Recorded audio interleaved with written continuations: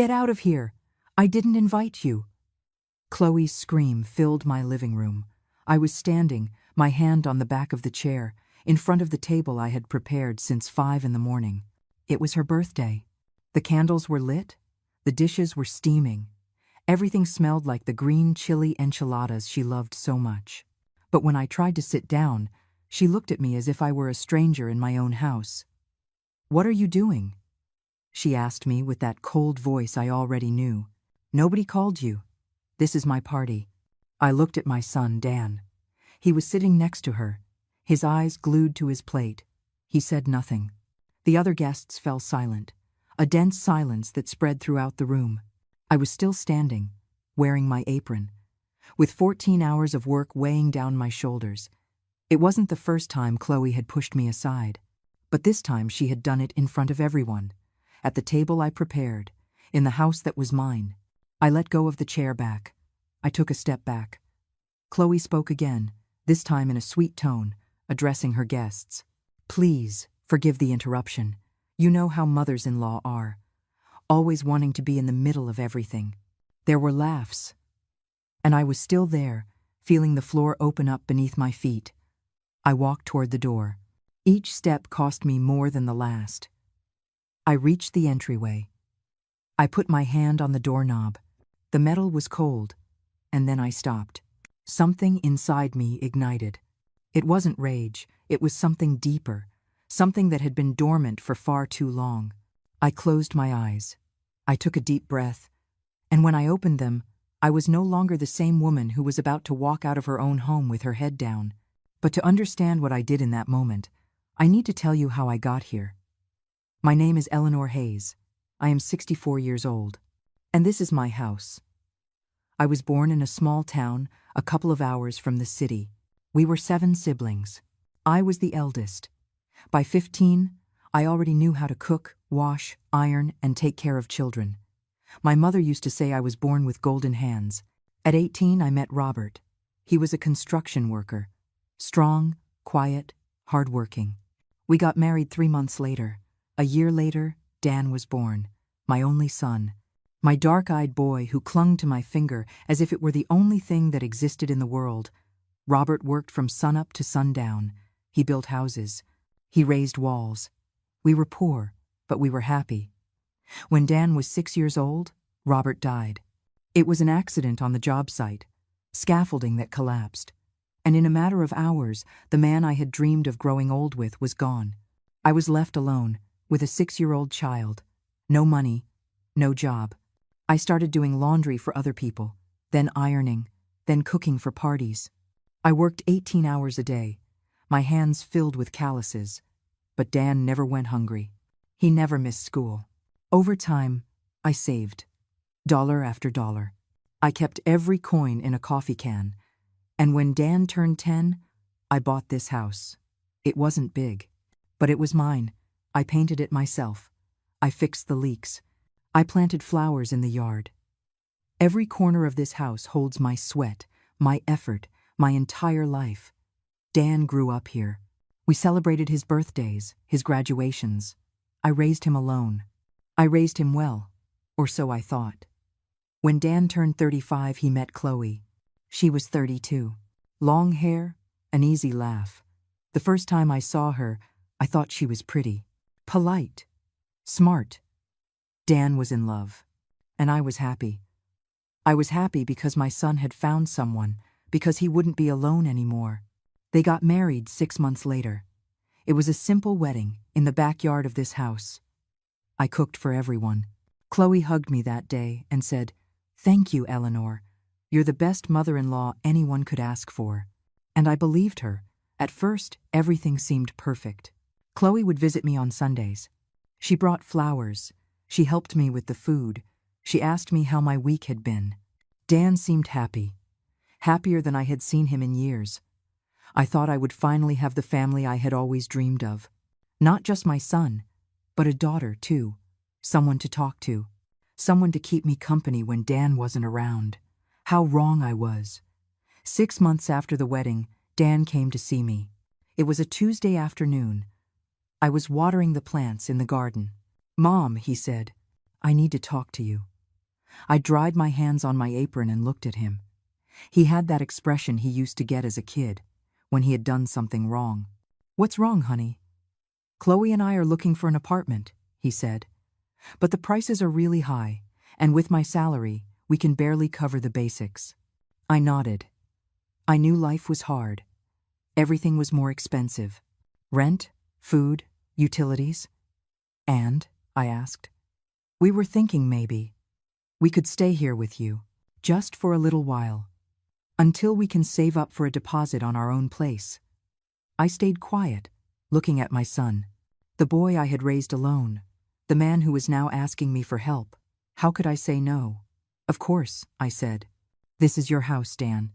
It always will be." Chloe arrived 2 days later with 3 suitcases. Dan brought 4 boxes. They told me it would only be for 3 months. 6 at the most. I gave them my bedroom, the biggest one, the one with the private bathroom. I moved into the small room, the one I used to use for storage. "It's temporary," I told myself as I arranged my things in the new space. "It's just a few months." But the months passed, and they were still there. At first, Chloe was kind. She helped with the dishes.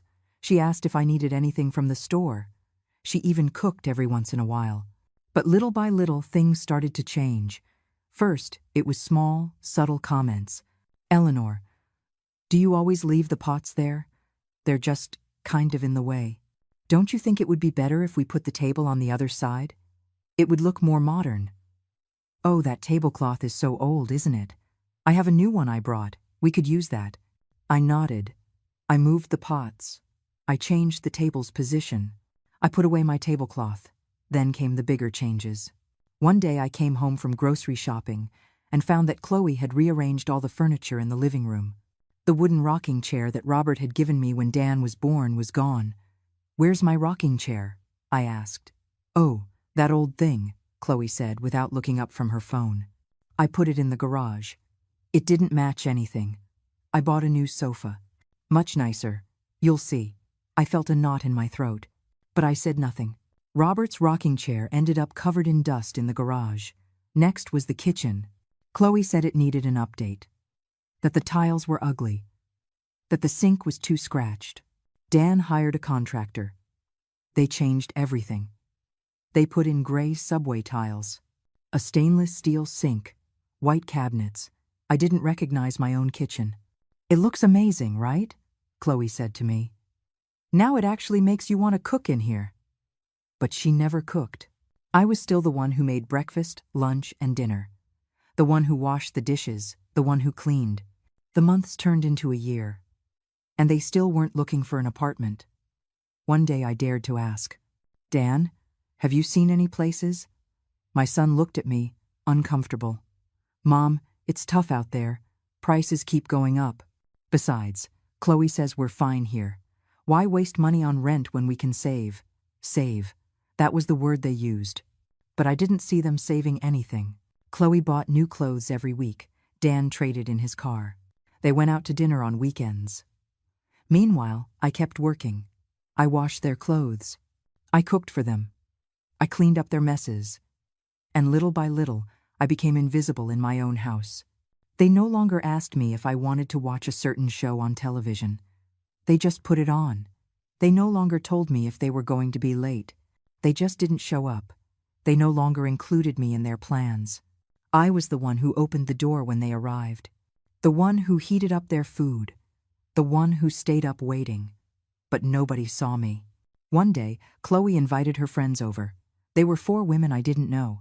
They arrived laughing, with bottles of wine, with loud music. I was in the kitchen preparing dinner when one of them walked in. "Are you Dan's mom?" she asked me. "Yes," I replied. "Oh, that's great that Chloe has you here to help her with the house," she said. "She's so lucky." I stayed quiet, watching her get water from the refrigerator and go back into the living room. Me? Helping her? This was my house. My house. But nobody remembered that anymore. I couldn't sleep that night. I lay in my bed, staring at the ceiling, listening to the laughter coming from the living room. From my living room. Laughter from women I didn't know, drinking wine from glasses I had washed that morning, sitting on furniture I hadn't chosen. I got up at 3 in the morning. I went to the kitchen. The empty bottles were on the table. Dirty plates were piled in the sink. Bread crumbs all over the floor. Wine stains on the new tablecloth Chloe had bought. I started cleaning. In silence. In the dark. Like always. When I finished, it was already 5. I made myself a coffee and sat by the window. Outside, the sun was starting to rise. The first light of day filtered through the curtains Chloe had changed last month. Gray curtains that made everything look darker. I drank my coffee slowly, looking at the garden I had planted myself. The roses that grew by the fence. The lemon tree I had planted when Dan was little. Those trees knew me. Those flowers knew who had cared for them all these years. But inside the house, I was a stranger. Chloe woke up around noon. She came into the kitchen in her pajamas, her hair a mess, yawning. "Did you make coffee?" she asked me. "Yes. It's in the pot." She poured herself a cup, sat at the table, checked her phone. "Did you clean up everything from last night?" she asked without looking up. "Yes." "Great. My friends left a horrible mess." She took a sip of coffee. "Hey, Eleanor, I'm going out today with some colleagues from work. We're going shopping. I'll be back tonight. Leave some dinner for Dan, okay? Don't let him go hungry." She didn't ask if I had plans. She didn't ask if I needed anything. She just gave me orders. In my own house. "Okay," I said. Chloe finished her coffee, got up, and left. She didn't even put the cup in the sink. She left it there, on the table, with the coffee ring staining the wood. I washed the cup. Like always, Dan got home from work at 7. He looked tired. He took off his shoes at the entrance and collapsed on the sofa. "What's for dinner, Mom?" he asked. "Chicken mole. Your favorite." "Perfect. I'm starving." I served them. He ate 2 plates. He didn't ask about Chloe. He didn't ask how my day had been. He just ate, watched television, and went to sleep. I stayed in the kitchen, washing dishes, cleaning the stove, putting away the leftovers. When I finished, it was almost 10 o'clock at night. I went to my room. The small room, the one that used to be a storage closet. The walls still had marks from where the shelves used to be. The window was tiny. Hardly any light came in. I sat on the bed. I looked around. All my things were crammed into that space. My clothes in a tiny closet. My photos in a box because there was nowhere to hang them. My rocking chair in the garage. My kitchen renovated without asking me. My living room full of furniture I hadn't chosen. What was left of my house for me? I lay down. I closed my eyes, but I couldn't sleep. The months kept passing. And with every month, I became smaller. Chloe started inviting more people over. Her friends, her co-workers, distant cousins. People I didn't know walked in and out of my house like it was a hotel. One Saturday, her brother arrived with his wife and their 2 kids. Little kids who ran all over the house, screaming, throwing things. They broke a vase that had belonged to my mother. One of those antique, hand-painted ceramic vases. "They're just kids," Chloe told me when I showed her the pieces. "They didn't do it on purpose. Don't be so dramatic." I gathered the pieces. I put them in a bag. I threw them in the trash. And I said nothing more. Every time I complained, Dan told me the same thing. "Mom, don't exaggerate. Chloe is just trying to make the house look better. Mom, understand. She lives here too. She has a right to change things. Mom, don't be so sensitive. It's just furniture. Just furniture. Just walls. Just things." But to me, they weren't just things. They were my life. They were 30 years of memories. It was the home I had built with my own hands, when everyone told me I wouldn't be able to do it alone. And now, they were taking it away from me. Piece by piece. One afternoon, Chloe was talking on the phone with someone. I was in the kitchen washing vegetables. She was in the living room, but she was talking so loud I could hear every word. "Yeah, it's a pain," she was saying. "But it's free. We don't pay rent, we don't pay utilities, we don't pay for anything. I just have to put up with the old woman." She laughed. I know. But Dan says we still don't have enough saved up, so I have to act like everything is fine. The knife fell from my hands. It made a sharp noise against the sink. Chloe didn't notice.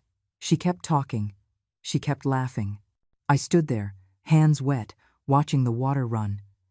Is that how she saw me? As something to be put up with? As the price she had to pay for not paying rent? That night, when Dan got home, I tried to talk to him. Son, I need to tell you something. What's wrong, Mom? I think it's time for you to find your own place. It's been over a year. You said it would only be a few months. Dan frowned. Mom, we've talked about this. It's hard out there. But I stopped. I didn't know how to say it without sounding selfish, without sounding like the bitter mother-in-law everyone describes. It's just that this is my house, Dan, and I feel like I don't have any space left. You don't have space. Dan raised his voice. Mom, this house is huge. You have your room. What more do you want? My room was the storage closet, Dan, but it's a room. And besides, we help with the expenses. I pay the water, the electricity, the gas. Without us, how would you pay for all that? I fell silent. He was right. Since they had arrived, I no longer paid the utilities. Dan did. And with my pension, I barely had enough for my personal expenses. Forget it, I said. It's nothing. Mom, don't be like that. I understand it's complicated to live together sometimes. But we're family. And family supports each other. Yes, family supports each other. But who was supporting me? The weeks kept passing. And I kept getting smaller, more invisible. I no longer cooked what I wanted. I cooked what Chloe asked for. I no longer watched my shows on television. I watched what they put on. I no longer invited my friends over. Because Chloe always had people at the house, and there was no room for mine. Sharon, my neighbor, came to visit me from time to time. She was a woman my age, a widow too, who lived alone in the house next door. We had been friends for years. One day she came over for coffee. She sat in the kitchen with me. She looked around. You changed the kitchen? She asked. Chloe changed it. Ah. Sharon took a sip of coffee. And what do you think? I shrugged. It's fine. More modern. Sharon looked at me with those eyes that knew me too well. Eleanor, are you okay? Yes. Why? I don't know. You seem different. Quieter. Sadder. I'm just tired, that's all. Tired of what? You don't work like you used to. It was true. Since Dan and Chloe arrived, I no longer did laundry for others. I no longer cooked for events. They had told me it wasn't necessary anymore, that they supported me, that I could finally rest. But it wasn't rest I felt. It was uselessness. Sharon, have you ever felt like you don't matter anymore? I asked her suddenly. She put her cup down on the table. All the time, she said, ever since I was widowed, ever since my kids left. Sometimes I feel like I'm just here, taking up space, waiting for something to happen. Or for nothing to happen, I nodded. I knew exactly what she meant. But Eleanor, Sharon continued, it's one thing to feel lonely when you're alone. It's another thing entirely to feel lonely when there are people around you. That's worse. Because it means you're surrounded by people who don't see you. Her words stabbed me in the chest. I was surrounded by people who didn't see me. My son lived in my house, but he didn't see me. My daughter-in-law slept under my roof, but she didn't see me. I was there, cooking, cleaning, existing, but nobody saw me. So what do? I asked Sharon. She sighed. I don't know, my friend. I wish I did. That night, Chloe announced she was going to host a dinner. A big dinner. For her birthday. I'm going to invite my whole family, she said excitedly. My parents, my siblings, my cousins, and my friends from work too.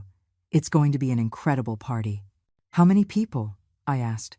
Like 20 people, maybe 25. 25 people. In my house. And who is going to cook? I asked, even though I already knew the answer.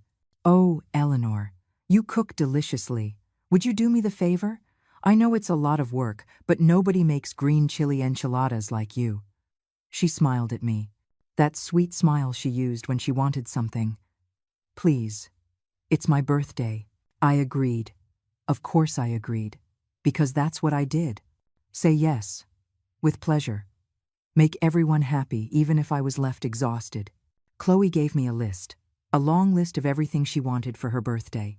Green chili enchiladas, Spanish rice, charro beans, fresh guacamole, pico de gallo, 3 different types of salsa, homemade tortillas, and a tres leches cake that, according to her, I made better than any bakery. Do you have money for all this? I asked her. Oh, Eleanor, you know Dan and I are saving. Could you pay for the food? We'll pay you back later. We'll pay you back later. Those 4 words that never came true. I took money out of my pension. $200. It was almost all I had left for the month. But it was my daughter-in-law's birthday, and I wanted it to be special. I still had that foolish hope that if I was kind, if I gave more, if I tried harder, she would start to see me, to respect me, to like me a little. I went to the market alone. I bought everything on the list. The reddest tomatoes, the freshest chiles, the most tender chicken, the perfect avocados. I carried the bags back home. My arms hurt. My back hurt. But it didn't matter. I got home and started preparing everything. It was 3 in the afternoon the day before the party. Chloe was in the living room, watching television, with freshly painted nails. Do you need help? She asked without looking up from the screen. No, don't worry. I can manage. Great. I just got my nails done and I don't want to ruin them. I spent the whole afternoon cooking. All night. Chloe went to bed at 11. Dan didn't even come home for dinner.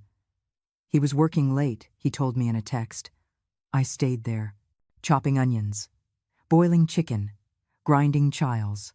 My eyes burned. My hands smelled like garlic and cilantro. My feet ached from standing so long. At 2 in the morning, I finished the enchiladas. I put them in the refrigerator. I cleaned the kitchen. And then I started on the cake.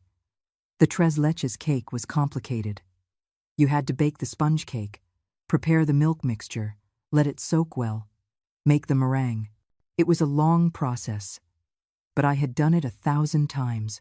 For Dan's birthday, when he was little. For family parties. For every special occasion. I put the sponge cake in the oven. I sat at the kitchen table. I waited. The clock said 3 in the morning. The house was silent. The only sounds were the hum of the refrigerator and the tick-tock of the wall clock. That clock I had bought at the market when I moved into this house. That clock that had watched Dan grow up. That had marked every moment of my life here. I poured myself a glass of water. I looked around. The kitchen no longer looked like mine. The gray tiles. The white cabinets. So cold. So impersonal. This kitchen used to be yellow. A soft yellow. Like the morning Sunday. Robert had painted it when we moved in. He said he wanted me to cook in a cheerful place. A place full of light. Now everything was gray. The oven timer went off. I took out the sponge cake. I let it cool. I prepared the milk mixture. I poured it all over the cake. I put it in the refrigerator. It was 4:30 in the morning. I went up to my room. I lay down with my clothes on. I closed my eyes. But I couldn't sleep. My mind was racing, thinking about everything I still had to do. The rice, the beans, the tortillas, the guacamole. At 5, I got up. I changed my clothes. I went back to the kitchen. I started the rice. Then the beans. I put on some quiet music on the radio. Old songs I used to listen to with Robert. Songs that reminded me of simpler times. At 8 in the morning, Dan came down for breakfast. Good morning, Mom. You've been up for a long time.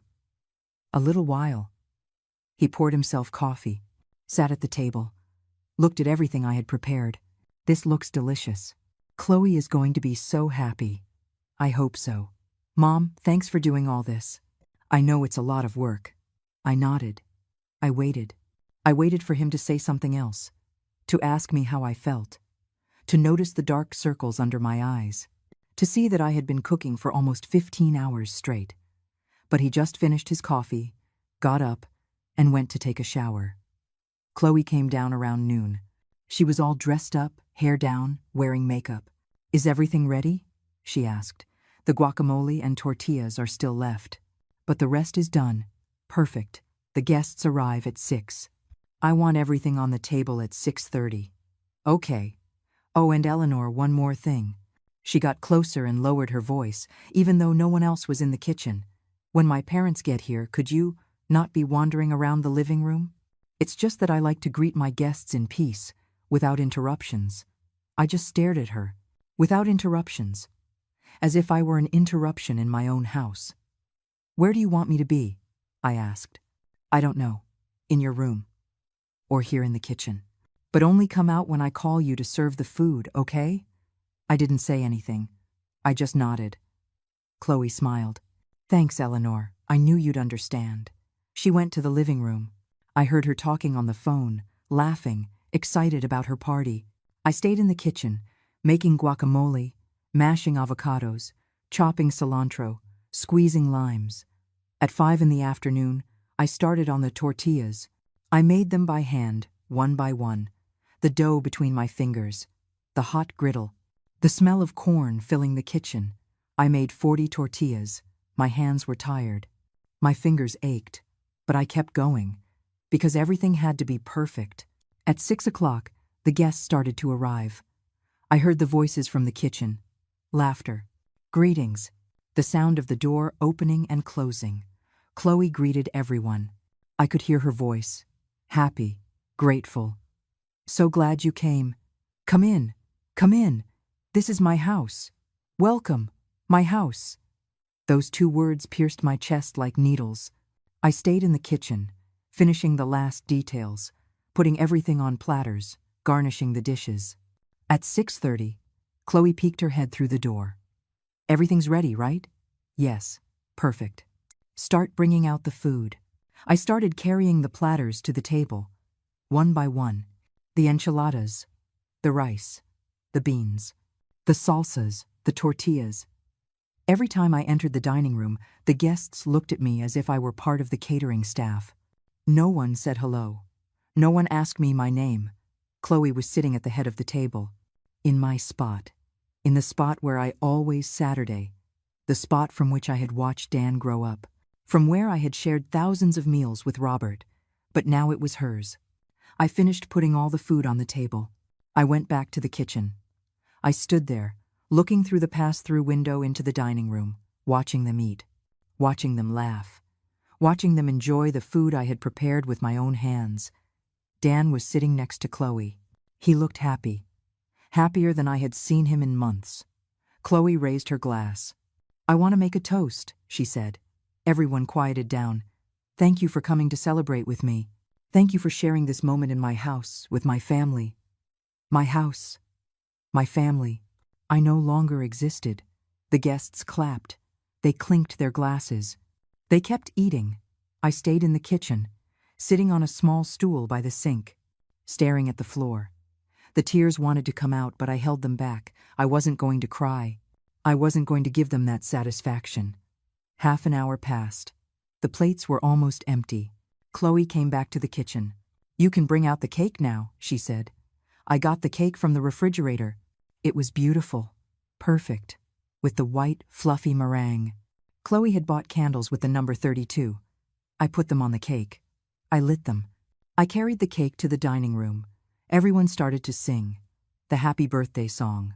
The song I sang to Dan every birthday when he was little. But now they were singing it for her. I put the cake in front of Chloe. She smiled, closed her eyes, made a wish. She blew out the candles. Everyone clapped. Cut it," someone shouted. Chloe took the knife. She cut the first piece. She tried it. "It's delicious," she said. "Eleanor, you did an incredible job."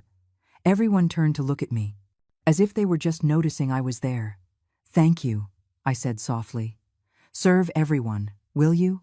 Chloe told me.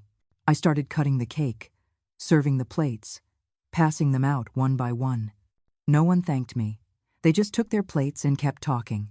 When I finished, I counted the remaining pieces. There were 6 left, one for each person at the table. Just enough. I had made the perfect cake. I had calculated the portions exactly, but I hadn't set aside a slice for myself. I went back to the kitchen. I sat down.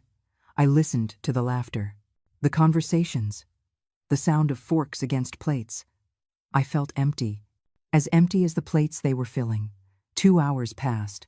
The guests were still there, eating, drinking, laughing. I washed all the dirty dishes that were piling up. I cleaned the splatters on the stove. I put away the leftover food. At 10 o'clock at night, I decided it was enough. I was tired, exhausted. I wanted to go to my room, lie down, disappear. But before I left, I wanted to sit, just for a moment, at my own table, in my own house. I left the kitchen. I walked to the dining room. Everyone was still there. There was one empty chair, just one. At the end of the table, I approached it. I put my hand on the back. I was going to sit down, just for a moment, just to feel like I still belonged somewhere. And then I heard her voice. "Get out of here. I didn't invite you." Chloe's scream filled the dining room. Everyone went silent. All eyes were fixed on me. I froze, my hand still on the back of the chair, my heart pounding in my chest.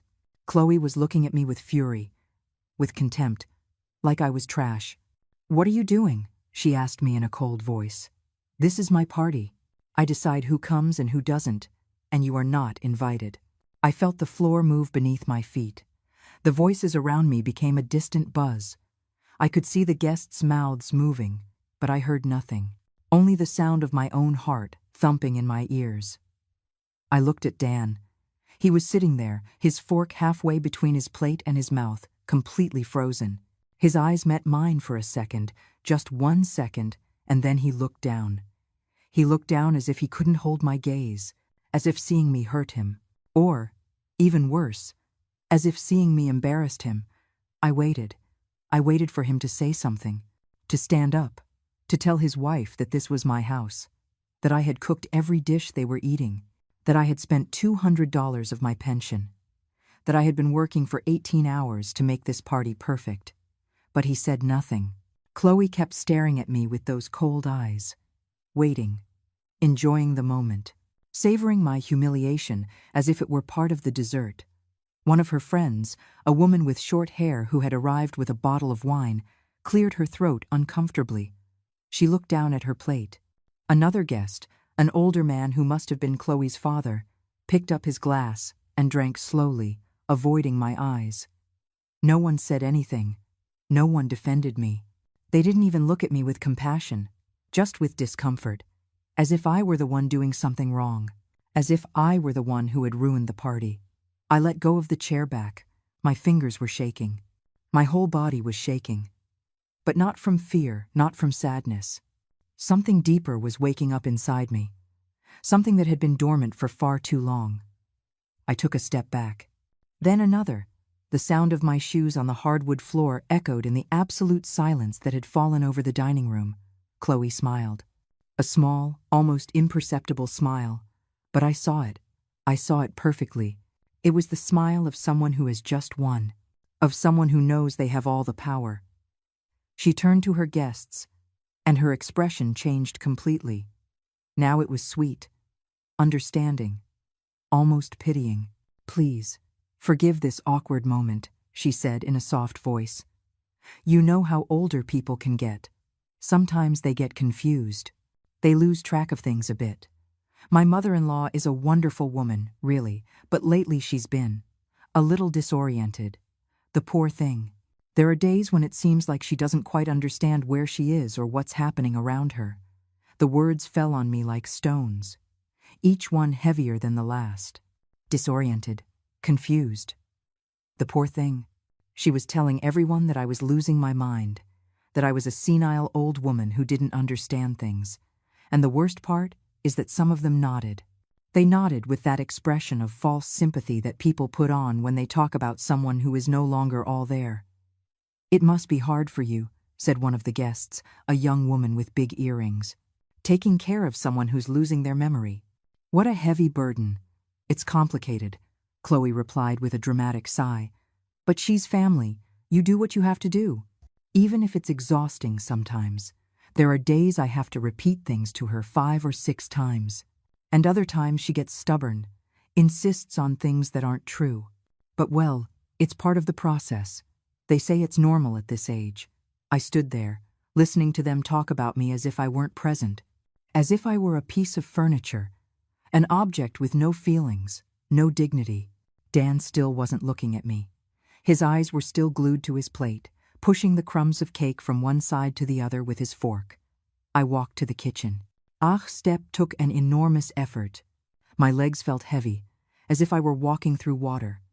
As if my whole body were fighting against an invisible current that wanted to drag me down. I reached the kitchen. I leaned against the sink. My hands were shaking so much I had to grip the edge to keep from falling. I closed my eyes. I breathed deep. The air came in ragged, painful gasps. Behind me, in the dining room, the conversations had resumed. They had already forgotten about me. They had already moved on to another topic. I heard laughter. I heard the clinking of glasses. Everything had returned to normal, as if nothing had happened, as if I didn't matter. I turned on the faucet. I let the water run over my hands. It was cold, so cold it hurt. But I liked that pain. It made me feel like I was still alive, like I could still feel something. I looked out the window. It was dark outside.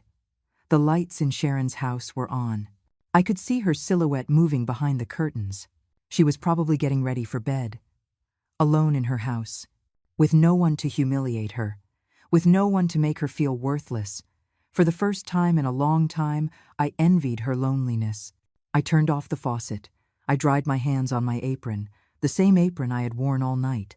It was stained with sauce, with flour, with everything I had cooked for this party that wasn't even mine. I heard footsteps behind me. I didn't have to turn around to know who it was. I knew those steps. I had heard them all my life. "Mom," Dan said in a low voice. I didn't answer. I kept looking out the window, looking at the lights of Sharon's house, wishing I were anywhere but here. "Mom, don't be like this," he continued. His voice sounded tired, annoyed, as if I were the one causing problems. "Chloe didn't mean to offend you. It's just, this is her party, her birthday. She has the right to decide who sits at the table." I turned around slowly. I looked at him, at my son, the child I had carried in my arms, the child I had raised alone after his father died, the child I had worked 18 hours a day for, the child I had given up everything for. "Her party?" I asked. My voice came out stronger than I expected. "In my house," Dan sighed. He ran his hand through his hair, that gesture he made when he was frustrated. "Mom, we've talked about this. This house belongs to everyone now. We live here. We pay the utilities. You can't keep acting like it's only yours. Things have changed. You have to accept it. You have to adapt to the new family dynamic. Chloe and I are a marriage. We are a unit. And when she makes a decision about the house, about gatherings, about anything, I support her. That's how relationships work. That's how marriage works." Every word was a blow. But they didn't hurt me like they used to. Something inside me had hardened. Something had broken in a way that could no longer be fixed. "I cooked everything," I said. "I spent $200 of my pension. I stayed up all night. I worked 18 hours to make this party perfect. And I couldn't even sit at the table. I couldn't even eat a piece of the cake I made. And you're telling me I have to accept it? That I have to adapt?" Dan avoided my gaze. "Nobody asked you to spend so much. Nobody asked you to cook all that. You decided to do it. And now you can't use that as an excuse to make Chloe feel bad on her own birthday. She has guests. She has the right to enjoy her day without you making her feel guilty for not including you in everything." I just stared at him, searching his eyes for something of the boy he had been, the boy who hugged me when he had nightmares, the boy who told me I was the best mom in the world, the boy who promised he would always take care of me. But that boy wasn't there anymore. "Go," I told him. "Go back to your party. Mom, don't be like this. Don't be so dramatic. This isn't as big a deal as you're making it. Tomorrow this will all be forgotten. You'll see. You just need to calm down a bit. Maybe you should go to your room. Rest. You've worked a lot today. You're tired. And when you're tired, everything seems worse than it really is. I didn't say anything else. I just looked at him until he turned and left the kitchen. I was left alone, surrounded by the mess of the party. The dirty dishes piled in the sink, the empty pots on the stove, the crumbs on the floor, the stains on the tablecloth. All the work of 18 hours reduced to garbage that I would have to clean up tomorrow. I looked at the clock. It was 10:30 at night. The laughter from the dining room continued. The party went on. And I was here, in my own kitchen, feeling like a stranger. I took my favorite mug from the shelf, the blue mug with white flowers that Robert had given me on our first anniversary. It was the only thing Chloe hadn't thrown out, probably because she had never seen it. I hid it in the back of the cabinet. I poured myself some water. I sat on the stool by the window, and for the first time all night I cried. I cried in silence. No sobs, no noise. Just tears that fell onto my lap and got lost in the fabric of my apron. The days after the party were strange. Everyone acted as if nothing had happened. As if that night had never existed. Chloe spoke to me normally. She asked me to cook, to wash, to clean. Dan came home from work and gave me a kiss on the forehead, just like always. No one mentioned what had happened. No one apologized. And I didn't say anything either. I continued with my routine. I got up early. I made breakfast. I cleaned the house. I made lunch. I did the laundry, like always. But something had changed inside me. Something had broken that night, and I didn't know if it could ever be put back together. A week after the party, Chloe came home with news. "Eleanor, I have to tell you something," she told me one afternoon while I was folding laundry in the living room. "My parents are coming to stay with us for a few days. My mom needs a medical treatment in the city, and they'll be here for about 2 weeks. I'm going to give them your room. It has the perfect amount of space, and it's close to the bathroom. You can sleep on the sofa. Or if you prefer, you can put a mattress in the laundry room, whatever is more comfortable for you." I stood there with a towel in my hands, staring at her, processing what she had just said. My room, the only space I had left in this house. The only place where I could close the door and be alone. And now they were taking it from me. "When do they arrive?" I asked. "The day after tomorrow. So I need you to get all your things out today or tomorrow. I'm going to clean the room well and change the sheets. I want it to be perfect for them. My mom is very particular about those things. You know how moms are. They always want everything to be spotless." Yes, I knew how moms are, because I was one, but no one seemed to remember that. That afternoon I went up to my room. I looked around. The small bed where I had slept for the last year, the narrow closet that barely fit my clothes, the small window that looked out onto the backyard. It wasn't much, but it was mine. I started taking my things out. The clothes, the shoes, the few photos I had in a box, the rosary that had belonged to my mother, the old books I liked to read at night. I piled everything in the laundry room, an even smaller space that smelled like detergent and dampness. There, between the washing machine and the brooms, I put an old mattress I found in the garage. This was going to be my new room. Chloe's parents arrived 2 days later. They were older people, like me. Mr. Arthur was 70 years old. Mrs. Helen was 68. They arrived with 4 large suitcases and many bags. Chloe received them with hugs and kisses. She settled them into my old room. She made them tea. She put on music. She treated them like royalty. I greeted them from the kitchen. I introduced myself. They barely looked at me. A nod of the head, a forced smile, and nothing more. That night, Chloe cooked. For the first time in months, she cooked. She made roasted chicken with potatoes. Nothing special, but she did it for her parents. She set the table nicely. She took out the good plates. She lit candles. I was in the kitchen washing some dishes when I heard them start to eat dinner. I waited for them to call me. I waited for them to say something, but no one did. I peeked into the dining room. The 4 of them were sitting there. Dan, Chloe, and her parents, eating, talking, laughing. There was no place for me at the table. I went back to the kitchen. I got a plate. I served myself what was left in the pot. I sat on the stool by the window. I ate alone, in silence, looking at the darkness outside. The following days were the same. I cooked breakfast. I cleaned. I washed everyone's clothes, including Chloe's parents. But at mealtime, they sat together, the four of them, like a family. And I ate later, alone, with the leftovers. One morning, Helen came into the kitchen while I was preparing lunch. "Excuse me," she said. "Could you wash this blouse by hand? It's delicate. I don't want it to get ruined in the washer. And when you iron it, please be careful. It's silk. It needs to be ironed on low heat." I just stared at her. She was giving me orders. In my house. As if I were the maid. "Of course," I said. "Thank you. Oh, and one more thing.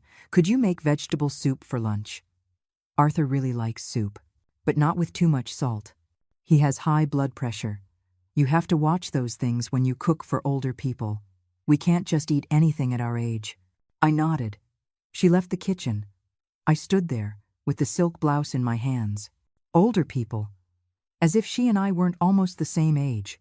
As if I didn't know what it's like to take care of one's health. As if I were different. Inferior. That afternoon, while I was washing her blouse by hand, I heard voices in the living room. I got a little closer.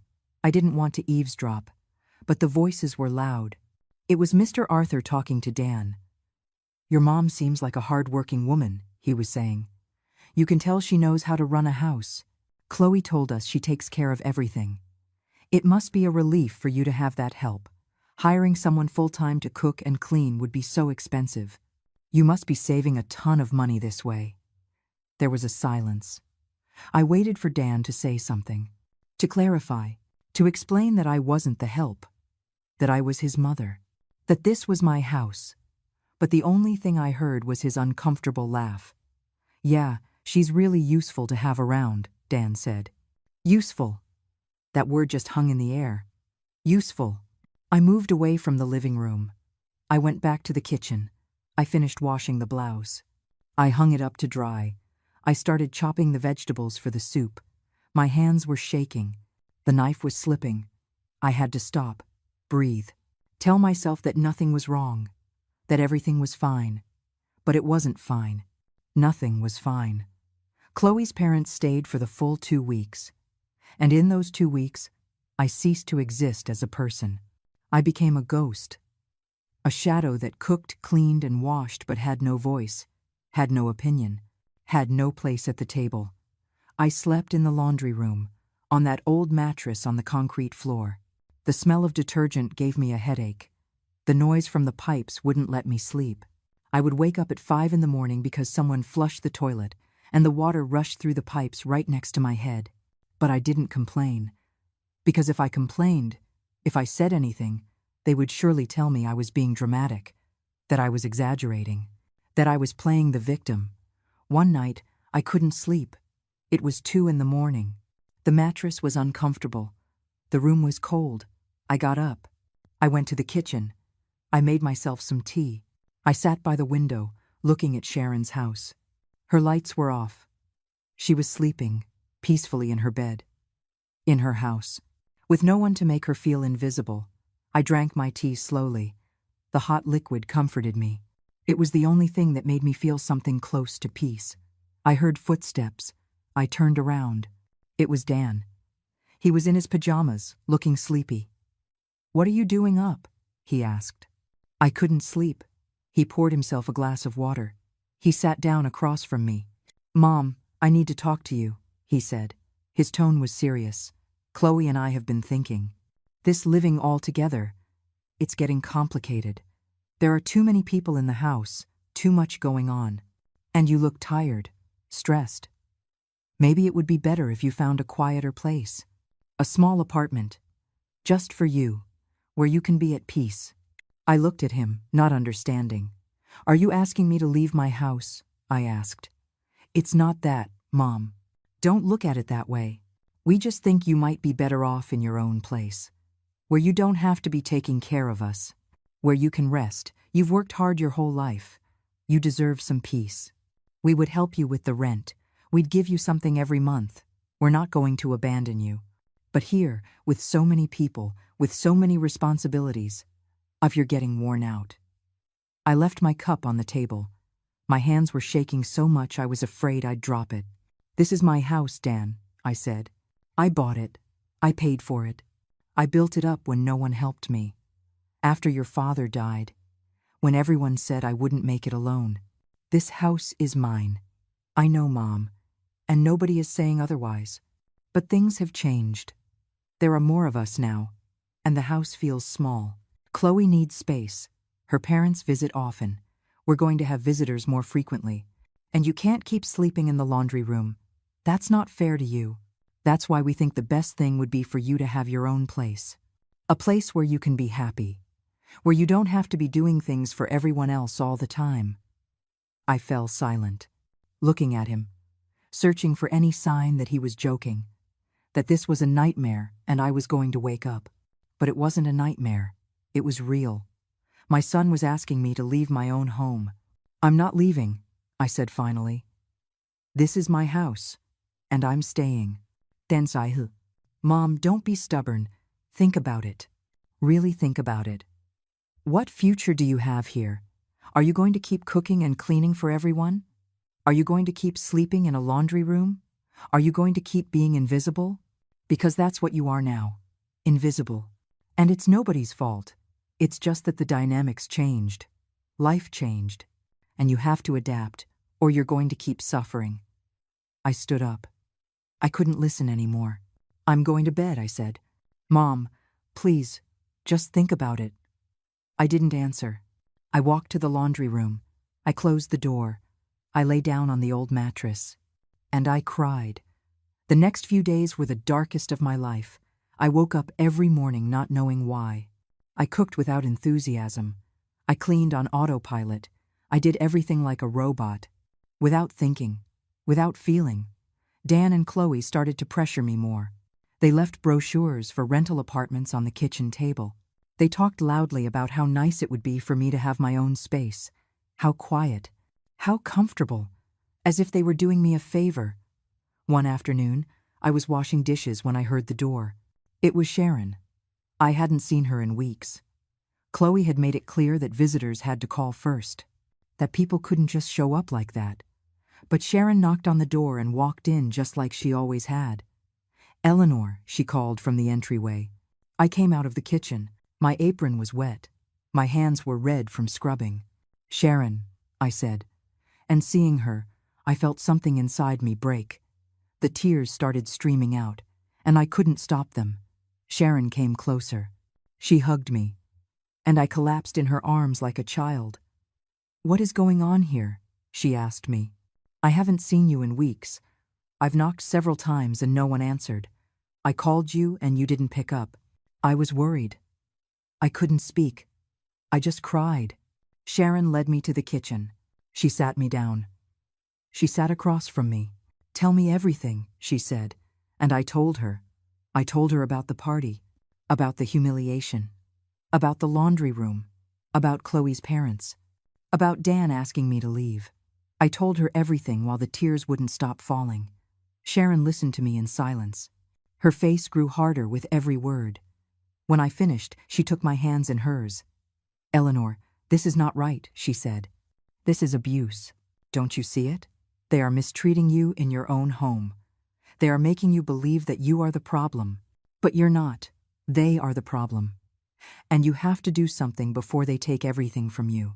Before they take away even your dignity." "What can I do?" I asked her. "He's my son, Sharon. He's all I have." "No. Eleanor, you have more than that. You have this house. You have your life. You have your worth. And if your son can't see that, then he's the one who lost you. Not the other way around. You have to defend yourself. You have to set boundaries. Because if you don't, they are going to keep walking all over you until there's nothing left of you." Her words stuck in my chest. She was right. I knew it.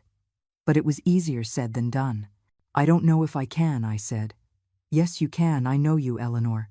You raised a son alone. You built this house with your own hands. You survived things that would have broken anyone.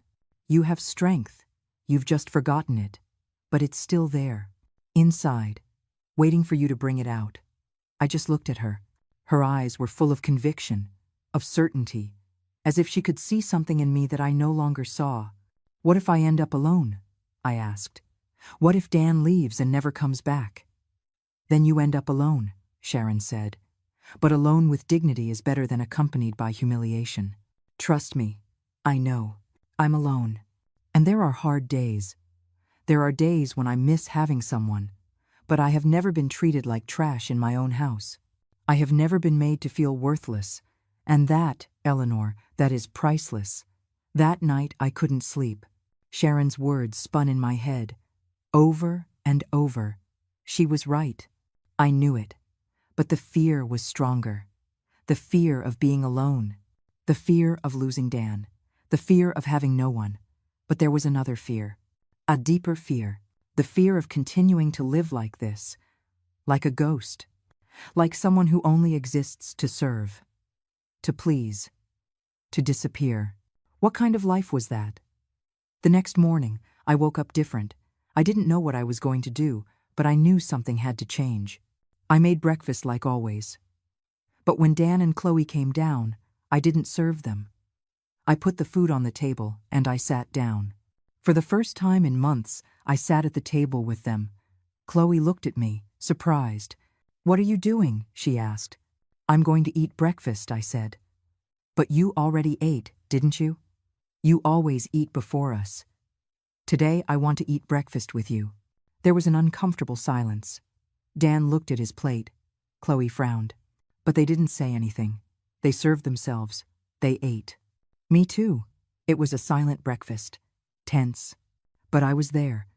At my table. In my house. After breakfast, Chloe left for work. Dan too. I was left alone. I looked at the house. I looked at everything they had taken from me. And something inside me began to wake up. I went to the garage. I looked for my rocking chair, the one Robert had given me. It was covered in dust. I cleaned it. I carried it to the living room. I put it where it had always been. Chloe could have her new sofa, but my rocking chair was going to be there too. I went to my old room. The one Chloe's parents had used. I knocked on the door. Mrs. Helen opened it. "Yes?" she said. "Excuse me, ma'am. Your 2 weeks are up. I need you to vacate the room. Today." She just stared at me, surprised. "What did you say?" "This is my room. You came for 2 weeks. They're over. I need you to leave or find another place to sleep. But I am moving back into my room today. And does Chloe know about this? This is my house. I don't need her permission." I closed the door. I walked away. My heart was pounding. My hands were shaking. But I had done it. I had set a boundary. When Chloe got home that afternoon, she was furious. "How dare you?" she yelled at me. "How dare you kick my parents out?" I didn't kick them out. I asked for my room back. They can stay. But not in my room. "This isn't just your house, Eleanor. We all live here." I just looked at her. And for the first time, I didn't look away. "You're right," I said. "We all live here, but this house is mine. And I also have the right to have my own space, to sit at my own table, to exist. And if you don't like it, you know where the door is." Chloe was speechless. Dan, too. Neither of them expected that from me.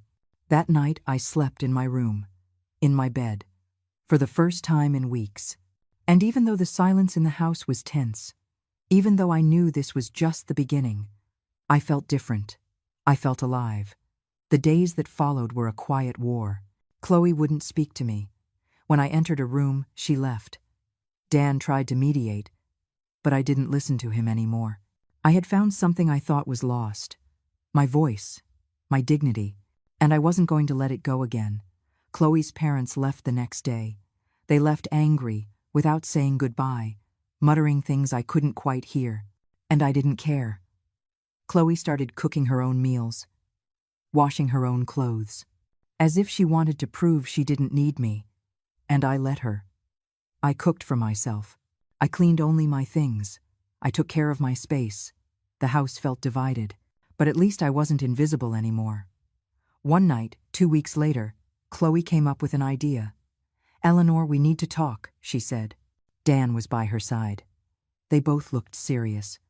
"We've thought a lot about this situation, about how to make it work for everyone, and we think the best solution is for you to sell the house, that we sell it. And with that money, everyone buys something. You buy yourself a small apartment, we buy ours, and everyone is happy.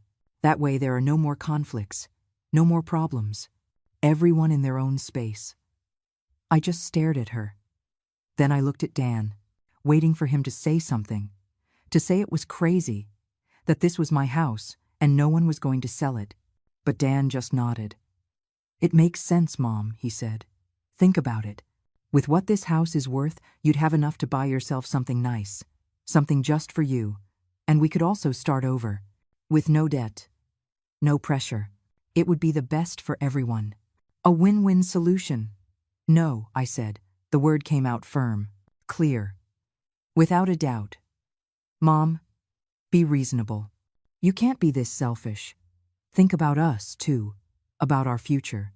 We want to start a family, have kids, and we can't do it here. Not like this. We need our own space. And you do too. This would be good for you. For everyone. You just have to sign the papers, and that's it. Everything is fixed. Everyone is happy. This house is not for sale," I said. "It's the only thing I have left of your father. It's the only thing I built with my own hands. I am not going to sell it. Ever." Chloe took a step forward. Her face was red with rage. "You know what, Eleanor? I am sick of you. I am sick of your drama, of your victim complex, of your attitude. You reach your 60s, and you think the world owes you something.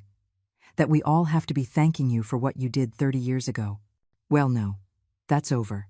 That time is gone. Now we are the ones who work, the ones who pay the bills, the ones who keep this house standing.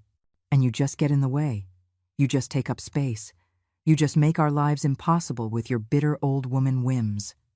Every word was a slap. But they didn't hurt me like before, because now I saw them clearly. I saw the truth behind each one. "If I bother you so much," I said calmly, "you know where the door is. No one forced you to stay. No one is holding you here. This is my house. And if you don't like it, you can leave." "But I'm staying." Chloe laughed, a bitter laugh. "Your house? Please. This house isn't yours anymore.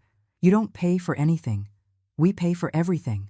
The electricity, the water, the gas, the internet, everything. You just live here for free. So don't come acting like the owner when you haven't contributed anything in months. If it weren't for us, they would have cut off all your utilities by now.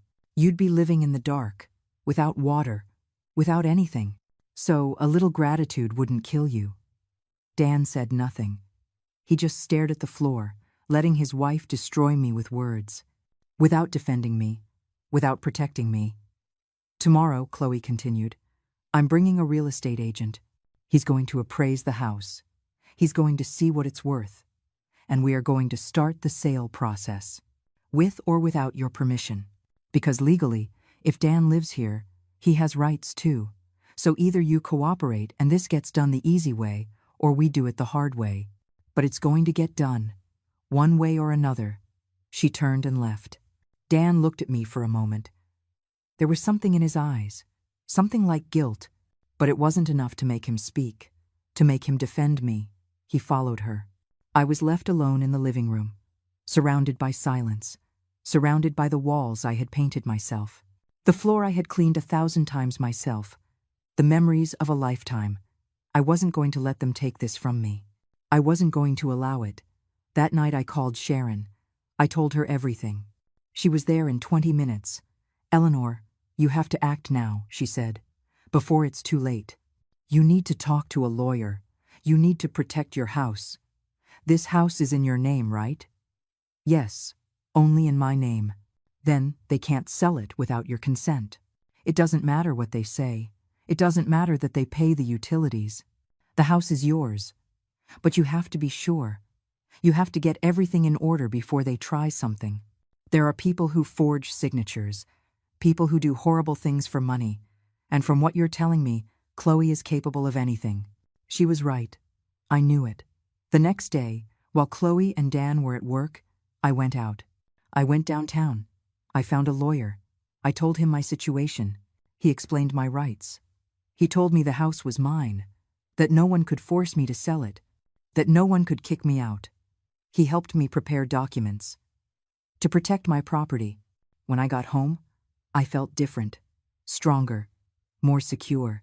That afternoon, just as she had said, Chloe arrived with a man, a real estate agent.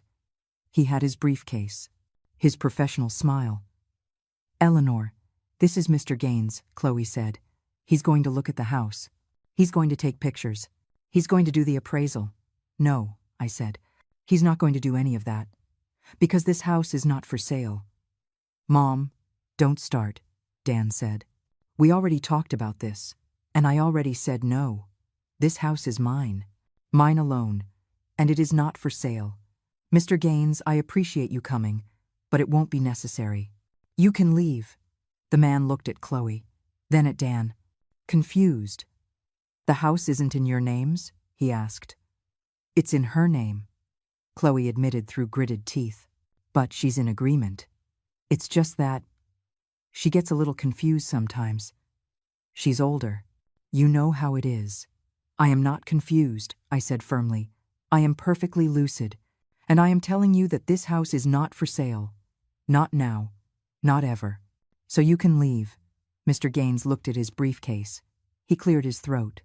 "Well, if the owner doesn't agree, I can't do anything. I'm sorry. I can't work on a property without the owner's consent. It's illegal. So I think it's best if I go.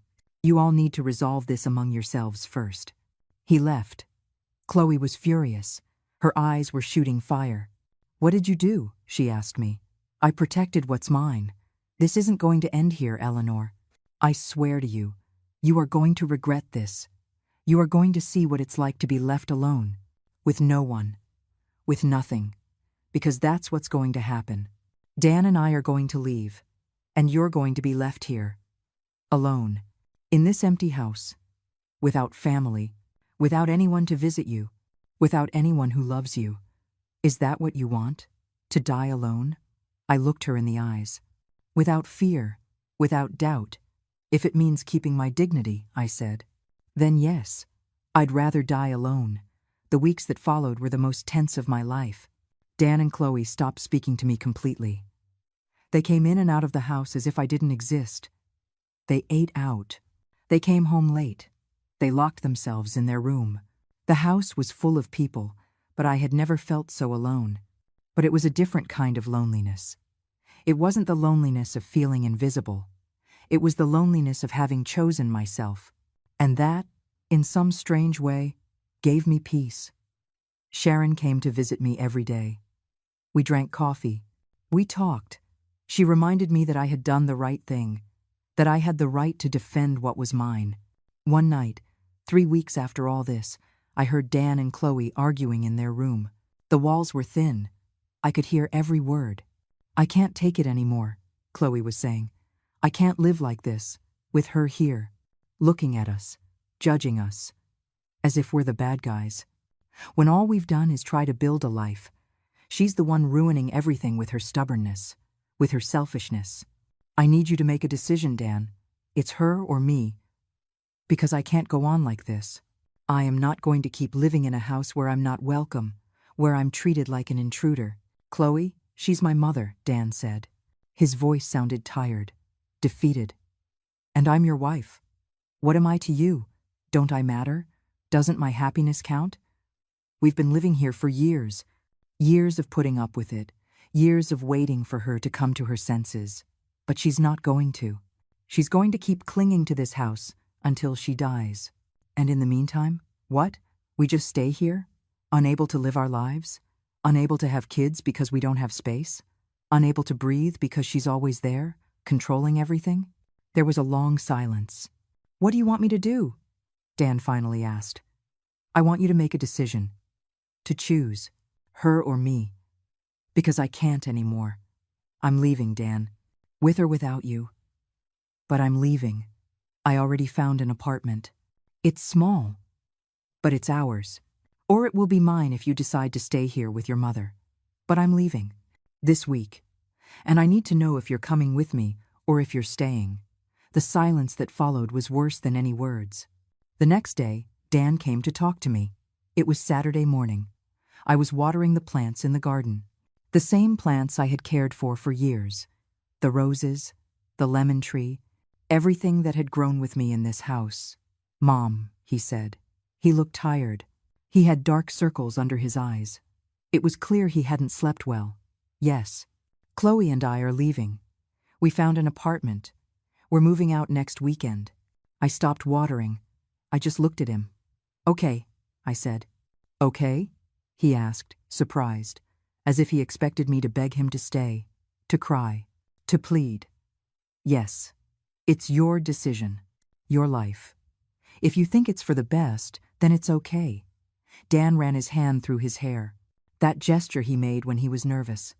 "Mom, I don't want things to end like this between us. You're my mother. I love you. But Chloe is my wife, and I have to think about my marriage, about my future.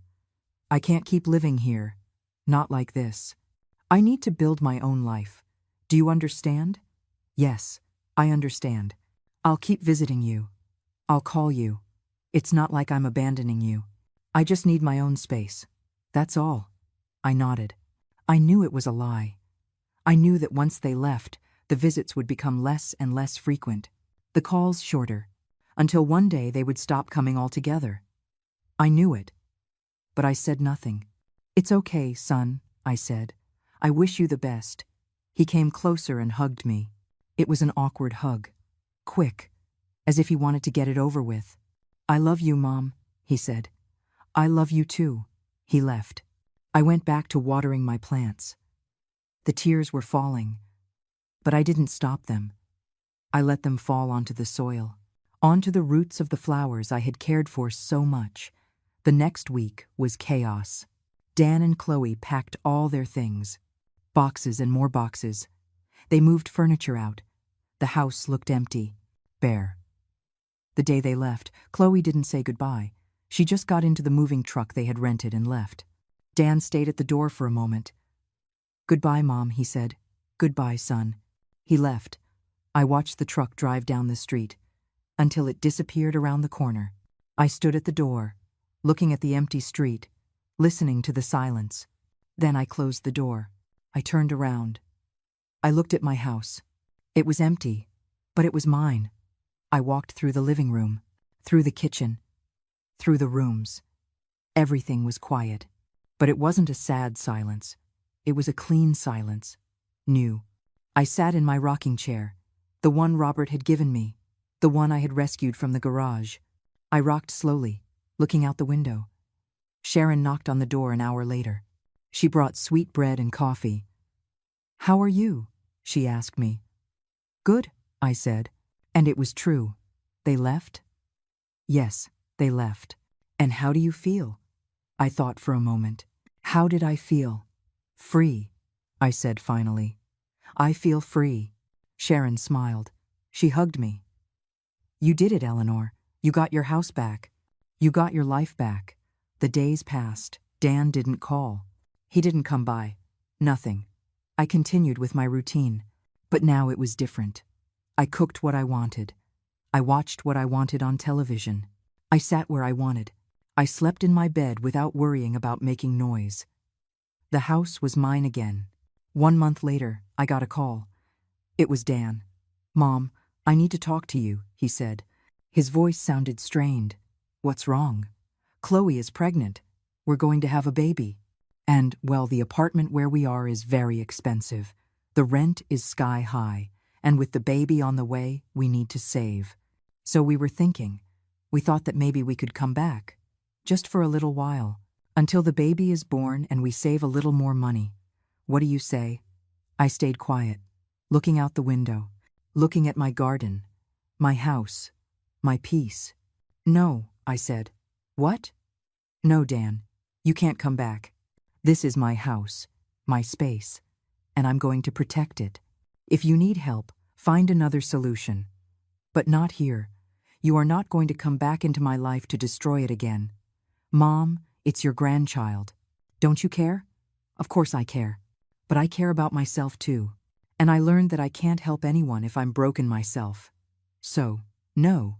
The answer is no. Dan was silent. I understand, he said finally.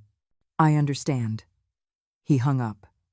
And I stayed there, sitting in my rocking chair, in my house, in my life. I knew this was just the beginning, that the hardest part was yet to come, but I was ready. The months that followed were silent. Dan didn't call again. He didn't come to visit. Nothing. It was as if I had ceased to exist for him.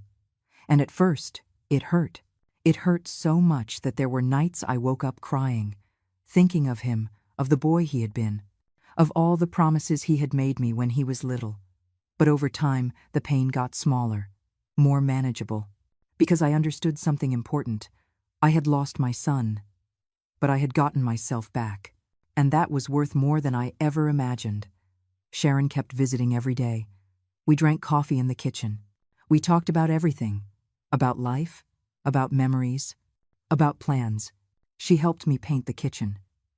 This time, I chose the color, a soft yellow, like it was before, like the one Robert had put up when we moved in. Little by little, the house felt like mine again. I reclaimed my rocking chair. I put my photos on the walls. I took out my mother's embroidered tablecloth and used it every Sunday. I planted new flowers in the garden. I cooked my favorite recipes. I watched my shows. I read my books. I lived. One afternoon, 6 months after Dan left, I heard a knock on the door. It was a timid sound. Unsure. I opened it. It was Dan. But he wasn't alone. He was holding a baby in his arms, a tiny little girl wrapped in a pink blanket. "Hi, Mom," he said. He looked tired, older. He had deep dark circles, and his clothes were wrinkled. "Hello, Dan. This is Eleanor, my daughter. I named her after you." I looked at the baby.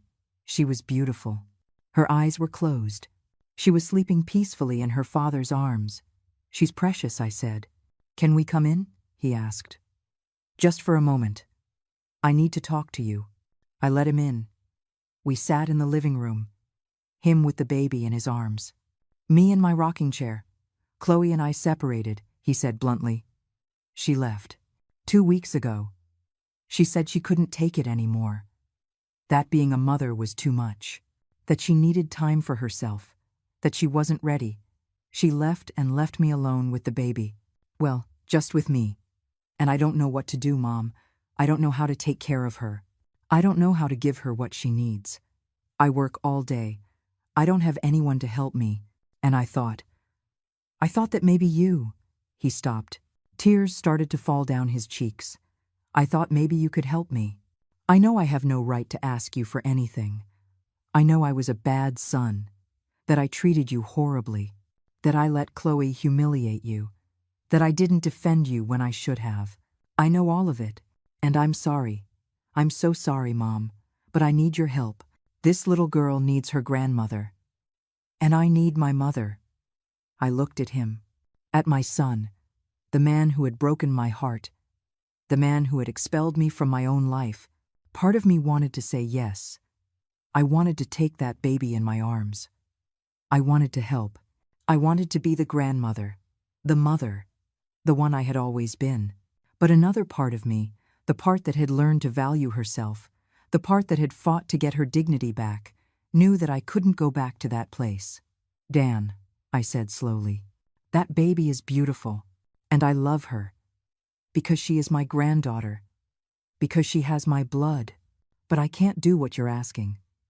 I can't go back to being the one who sacrifices, the one who forgets about herself for others. I learned something these past few months. I learned that I matter too, that my life is also valuable, and that I can't help anyone if I'm broken myself. Mom, please, just listen. I'm not saying I don't want to see my granddaughter. I'm not saying I don't want to be part of her life, but it has to be on my terms. With respect, with boundaries. You can visit me. You can bring her. I can watch her for a few hours if you need it, but I am not going to be your lifeline. I am not going to let you come back into my life to destroy it again. If you want me to be here, you have to respect my space, my house, my peace." Dan looked down. He nodded slowly. "I understand," he said. "You're right. About everything. And I'm sorry. I'm truly sorry." "I know," I said. "And I forgive you. Because you are my son. And because life is too short to hold grudges. But forgiveness doesn't mean forgetting. It means learning. And I've learned. I've learned that I deserve respect, that I deserve love, that I deserve to exist." Dan stood up. He gave me a kiss on the forehead. "I'm going to do better, Mom. I promise. I hope so." He left. I stayed in my rocking chair, looking out the window, feeling something different in my chest. It wasn't pain. It wasn't sadness. It was peace. The days kept passing. Dan started to visit. Once a week. He brought the baby. I held her. I played with her. I rocked her to sleep. But when they left, I went back to my routine. To my life. To my space. Sharon visited me. Other friends from the neighborhood, too. I started going out more. Walking in the park. Going to the market. Living without fear. One night, sitting in my rocking chair, looking at the stars through the window, I thought about everything that had happened. The humiliation. The pain. The fight. The victory. And I understood something. I hadn't won because I had kicked someone out. I hadn't won because I had fought. I had won because I had chosen myself. Because I had learned that loving others doesn't mean you stop loving yourself. Because I had understood that taking care of others doesn't mean neglecting myself. Because I had discovered that my life, my house, my peace were worth just as much as anyone else's. I looked around. My house was silent, but it was a full silence, full of dignity, full of respect, full of self-love. I got up from the rocking chair. I went to the kitchen. I made myself a tea. I sat by the window. Outside, the moon was shining. The stars were twinkling. The night was calm. And so was I. For the first time in years, I felt that I was exactly where I was supposed to be. In my house. In my life. In my peace. I had gotten back everything they had taken from me. But above all, I had gotten myself back. And that was the only thing that really mattered.